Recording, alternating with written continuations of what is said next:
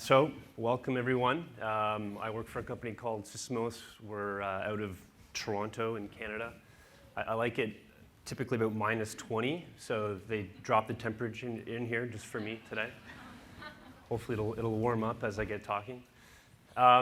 So I'm here today to talk about not just any three pillars, but the three pillars for customer success. And as some context as to why I chose these three in particular, the first reason is that, in this room here, we've had a lot of different business models. We have some B2B, we have some B2C. We have folks who are operating in more mature businesses and more immature markets. And so I wanted to pick three things that ideally everyone could start applying, ideally tomorrow. The other reason why I picked these three pillars in particular is we're coming off a year, Systemos is coming off a year where we had a lot of changes in 2014 in terms of our model of support and a few different areas that I'm going to speak to today. And we were fortunate to have quite a bit of success in 2014. So we had a 25% reduction in churn in the 2014 calendar year. And a lot of that I would attribute back to these particular pillars. So that's kind of some context as to the why these pillars in particular. So a little bit about Sysomos. So we are a social intelligence platform. You can think of us like Google for social media. So we index and archive any and all social media content that we can get our hands on. So everything from Twitter to Instagram to Google+, blogs, forums.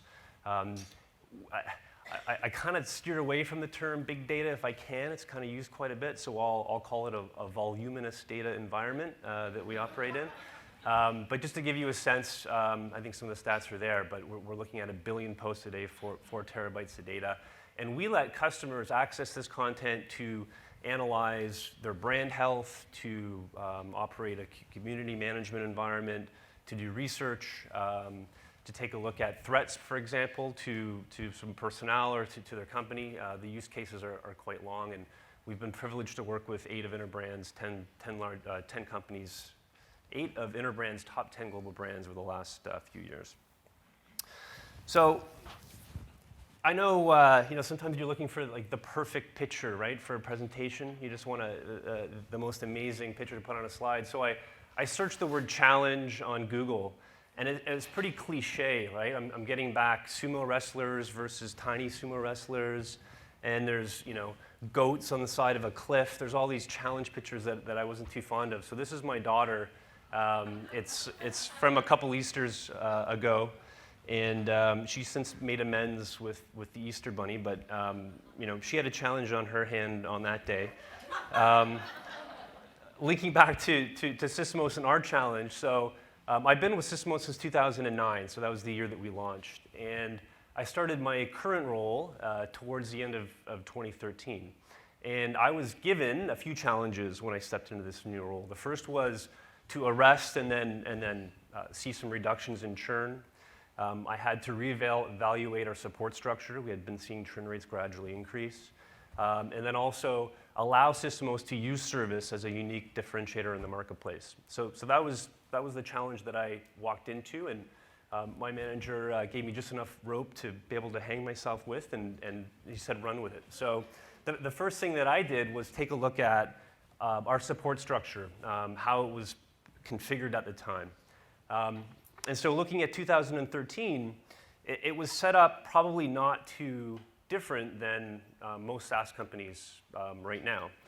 And not to say that every company is going to have the same kind of structure, and if anything, the sessions yesterday and already today, I'm learning as well. There's probably as much configurations as there are companies, right? There's no one-size-fits-all approach. For us, we had an account management function coupled with the general support team. So if a customer had a question, they'd email client support at systemos.com and they'd get an answer. And this was challenging us in a few ways. One of the ways this was a challenge is when I started to take stock of all the different touch points our customers had, there was a lot of them, right? So you start on the pre-sale side of the organization. So there's perhaps a pre-sales engineer, there's someone in a sales function. The deal gets closed, it gets passed over to the existing customer side of the house, and we have an account manager. Let me introduce you to your onboarding specialist. Oh, you might need some help with a solutions configuration. If you'd like on-site training, that could have been another individual, and then you start emailing us with questions, and it could be one of X number of people that get back to you. And the challenge there, I mean, it's quite obvious. It feels awkward just to say, but for the customer perspective, the information they were giving us, they had to keep giving it to us. And I don't care, how prolific of a note taker you are in your CRM platform. Doesn't matter how well enforced your CRM policies are internally. There's so many silos there that some of that key insight is going to get missed, and it was. And so in 2014, we structured things slightly, and so we had set up a static team such that every customer had, depending on the size of the customer, a minimum of 2 people. All right, so they had the business owner, and they also had the product owner. And those individuals would stay with the customer for the lifetime of their journey with us. So the onboarding experience, the training, the ongoing questions, they weren't passed to one of numerous people. That would all be self-contained. And this helped us in a couple ways. One of the ways that this benefited us is we had a very nice static model that could scale across the business. And my definition of scale here is we had people with the appropriate background to speak at the C-level, right? And then right within that self-contained team, we had people with the appropriate skill level and tools to work and consult with more of the tactical folks, the people that are in the tool using it each and every day. And so the two play off each other quite nicely, and a lot of the shortcomings that we were seeing in 2013 started to fade away. We also set up, everyone had a book of business, but we siloed enterprise, agency, and then we had a GBS&B team. So that was the first kind of order of business, and we had this structure in place so that starting in 2014, we could hit the ground running, and this was kind of the foundation that we needed before we could even think about strategy and tactics and which pillars could we kind of lie and where. So that was the first order of business. Apologies for the formatting here. So the first pillar I want to speak to is about employee success, but it's a little bit more than just employee success. It's really about employee engagement and about the culture of your workplace. And I was happy to hear this come up, a couple times in some of the sessions that I've been in. And I can't stress how important this has been for us and how pivotal it's been for our customers. And so it's interesting. It's like the first pillar that I'm going to walk you through is 100% inward looking, right? It's about kind of taking stock of your own house and kind of analyzing what the engagement level of your employees is. And there's a study that our approach and our thinking around employee success hinges on. And it's a study that was done out of Harvard University in the 1980s. It's called the Service Profit Chain. There's an article, I believe it's called Catching Up with the Service Profit Chain. It's a pretty easy read if anyone was interested. And what this study did was it sought out to take industry-leading companies in multiple different industries. And their definition of industry-leading was they're looking for high growth, high sales growth, and companies that were highly profitable. So they took, for example, an airline, they took a CPG, they took a restaurant, they took a number of industry leaders, and the whole premise of the study was, is there a common thread or is there a common theme that each of these companies have in common that they're exhibiting that could be replicated? And what they discovered is yes, there was. And that's that all of these companies had a highly engaged employee base. And so the service profit chain, if you picture literally a chain of events, and at the end of that chain, the pot of gold at the end of that rainbow is profit and growth. And they followed that back to the very beginning.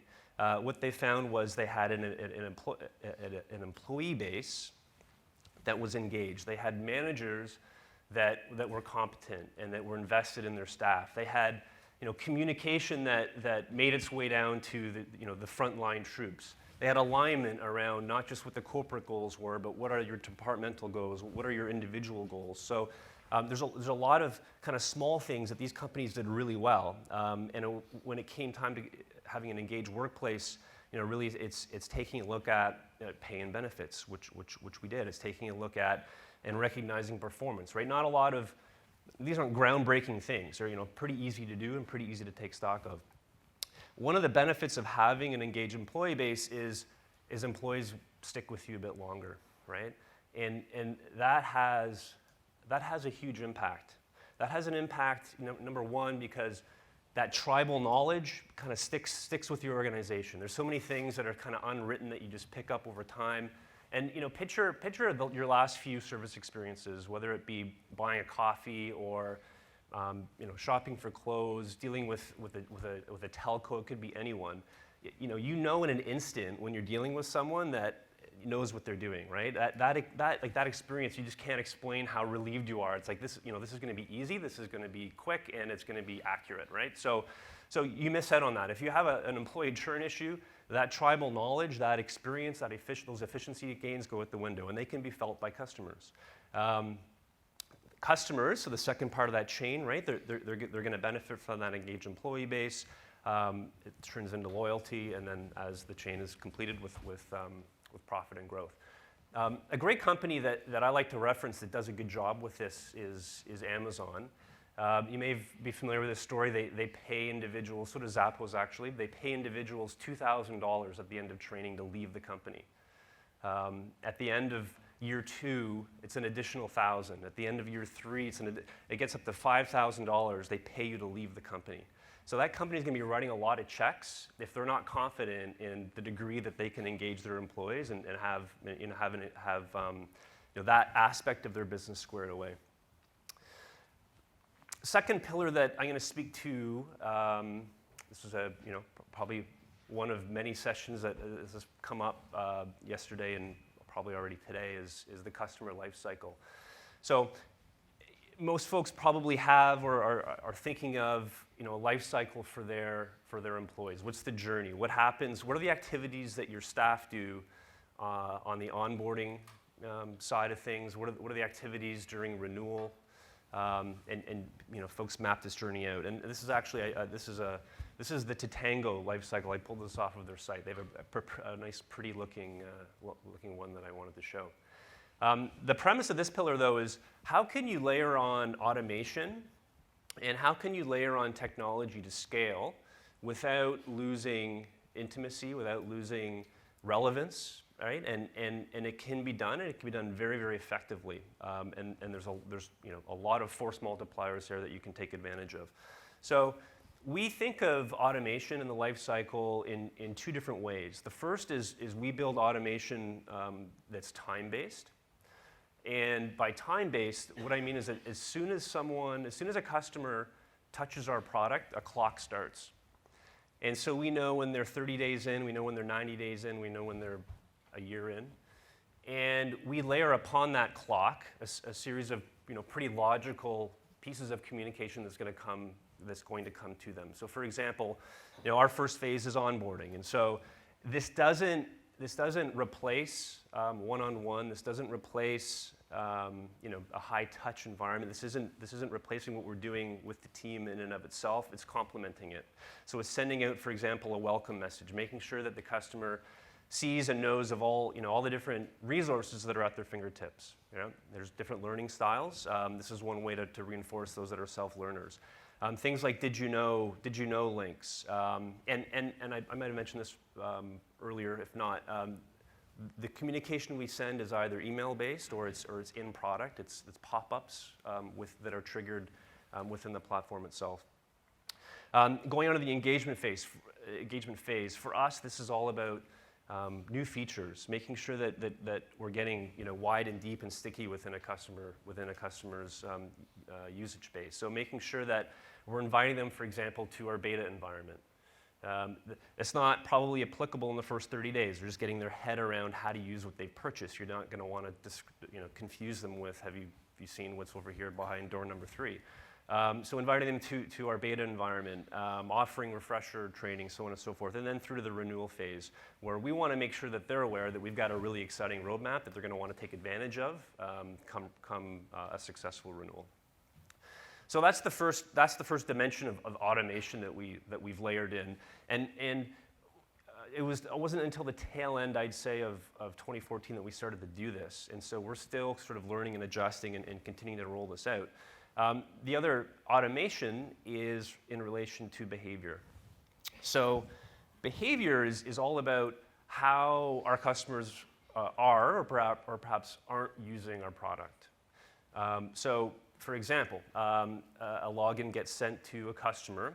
If we don't see them log in, if that behavior doesn't happen since they've received their login, we can send them an automated reminder. And we can escalate that. Perhaps the first is an email. Perhaps the second is a phone call, so on and so forth. Also offer of live training. So inviting someone to reach out to their support team to have a live session if we notice that the adoption isn't where we'd like it to be. And then we have a whole series of messaging that pertains to the feature set.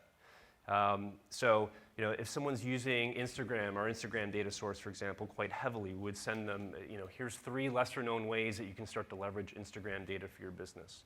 And the response rates are typically quite high here because these are custom made for people based on what they're doing or what they're not doing in the platform. So whether they know that, these fit like a glove based on what they're doing. Last pillar. So the magic number. So I don't know if anyone's familiar with an individual by the name of Josh James. Raise your hands if anyone's heard of Josh James. No? It's okay if you haven't. So Josh James is the former co-founder and CEO of Omniture. Omniture was acquired by Adobe a couple years back.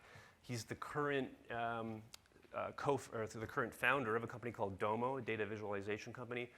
And in 2008, Josh created what he called the magic number for SaaS companies. And it pertained to their financial health. So it was a financial health magic number. And the magic number that he created was a ratio that looked at the monthly recurring revenue as a ratio to sales and marketing spend.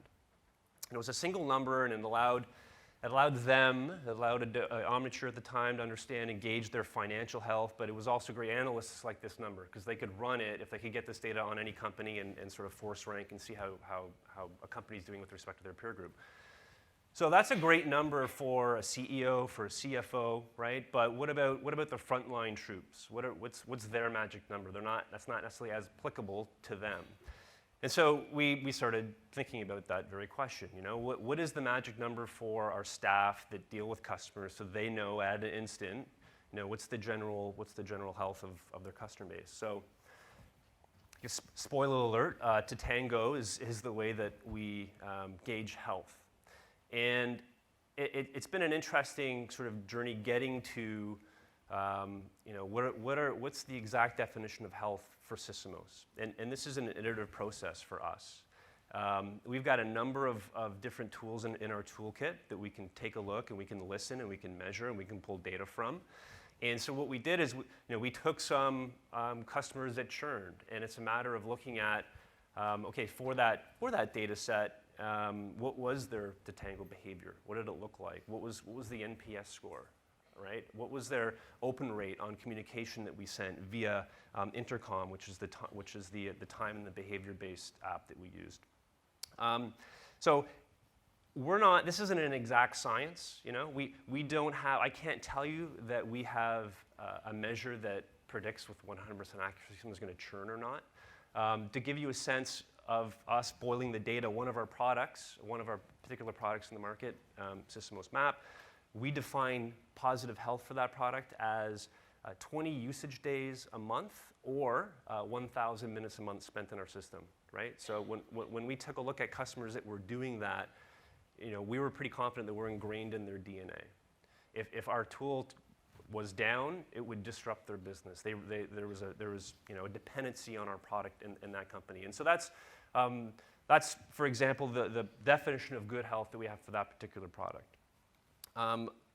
What I'm able to do then as a leader in the organization, and what my managers and what the account representatives are able to do in their company is pull their book of business at any given time, right? So we're the ones that set the definitions of good, average, and poor health, but we can take a look at, for a specific license, for a specific user, I can cut the data by agency, I can cut the data by enterprise, by GB, and if anything, at the end of the day, it starts a conversation, It starts a conversation with a manager and an employee on a one-on-one, so you can quickly pull up accounts that are not using the product or barely using the product, to ask sort of what's the strategy. Have you tried reaching out on a particular feature, for example, if they're not using? So I'm not here to say that we have this magic down, and I think the word magic's used for a specific reason, but it's a journey that we're on and that we're continuing to improve with.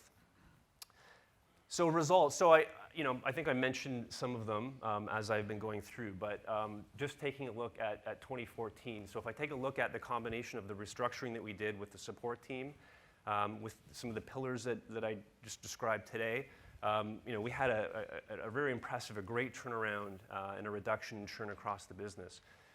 The other metric that I don't have here that has been fundamental is when I started talking about employee success at the beginning.